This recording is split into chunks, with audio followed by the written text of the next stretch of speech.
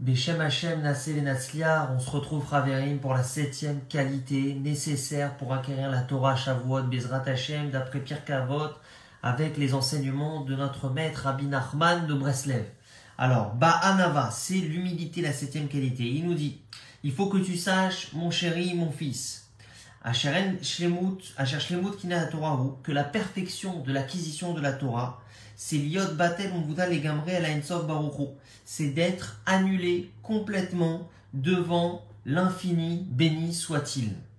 Qui est la Torah mitkayemet, parce que la Torah ne se maintient que, et la bémi shimachazik et atzmo kelo, la Torah ne se maintient que chez celui qui se considère comme ne pas exister, comme inexistant, comme rien du tout.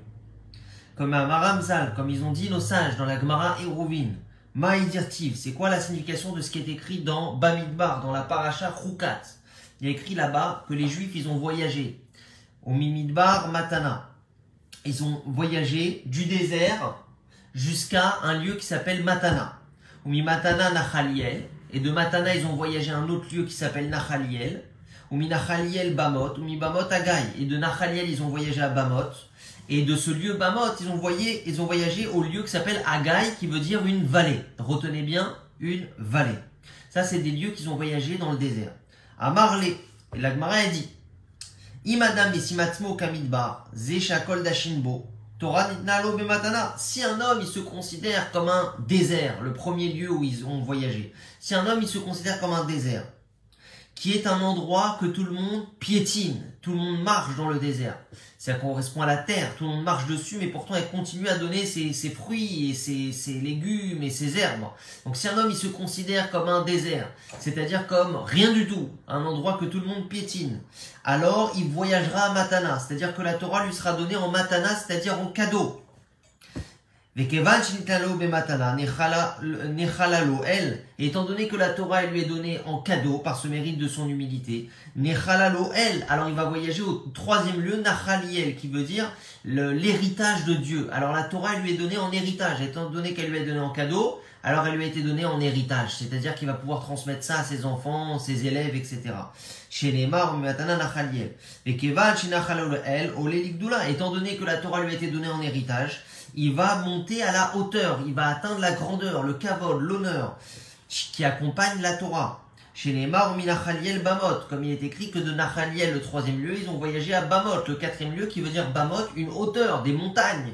Donc il va atteindre la grandeur grâce à la Torah qui lui a été donnée en héritage, grâce au fait qu'elle lui a été donnée en cadeau, grâce au fait qu'il a été considéré comme un désert, c'est-à-dire qu'il a eu de l'humilité.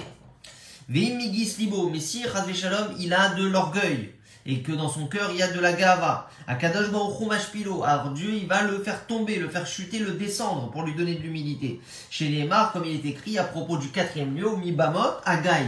Et de Bamot, de la montagne, des hauteurs de la grandeur, Agaï, la vallée. Ça c'est quand ils ont voyagé du 4e point au 5e point. Agaï, la vallée, ça veut dire aussi un lieu creux, c'est-à-dire un lieu très bas. Il est monté d'une hauteur, une montagne, à une vallée, un lieu très bas. Donc s'il a de l'orgueil, Hachem, il le fera tomber. Des fois, Hachem, il fait tomber quelqu'un parce qu'il a de l'orgueil. Alors, c'est ça qui entraîne sa chute. Veim choser boach kadosh bochu magbio.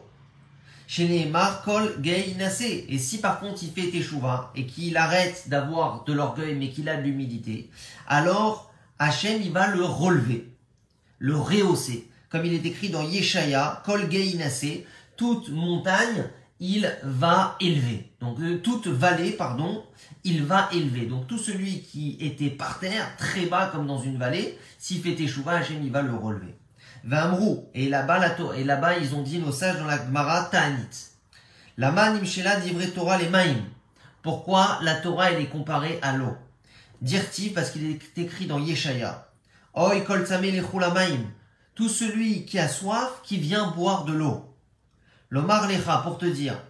De la même façon que l'eau, manichin makom gavoa veolchim le makom namor. De la même façon que l'eau, elle coule d'un endroit élevé à un endroit bas, pardon, comme lorsqu'on verse d'une carafe dans un verre, ou comme une source d'eau, une chute d'eau qui tombe du haut vers le bas, l'eau elle s'écoule du haut vers le bas. De la même façon que l'eau elle s'écoule du haut vers le bas, alors de la même façon, la Torah, qui est comparée à l'eau, elle ne se maintient que dans celui qui se considère comme bas, comme humble, comme un désert, quelqu'un qui a de l'humilité. Vamrou, ils ont dit nos sages dans la Gemara Sota. En divrei Torah mikayim ela bemi shemesi matzmo kemi sheeno.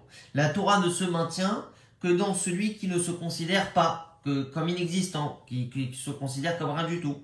Chez Neymar, comme il est écrit dans Iyov, dans Job, va chorma mein timatse.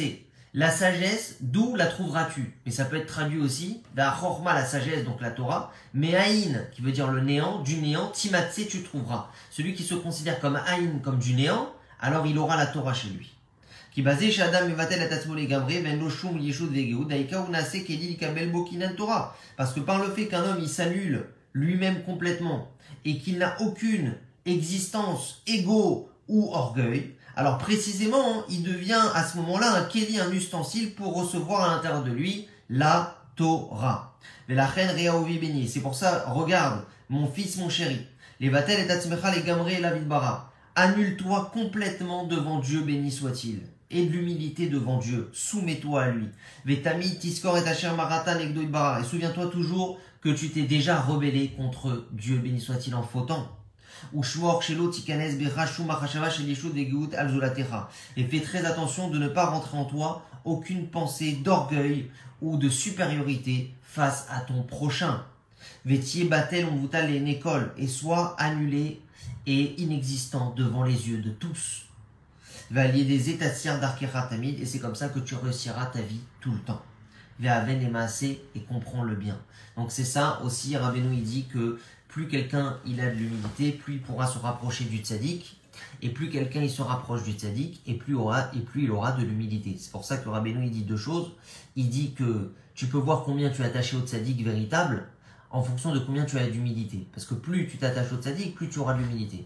Et tu peux voir également si ton tzaddik, c'est un vrai tzaddik, si ses élèves, ils ont de l'humilité. Parce qu'un vrai tzaddik, il entraîne que ses élèves, ils ont de l'humilité. Razak, béni Razak. Diffusez au maximum, s'il vous plaît.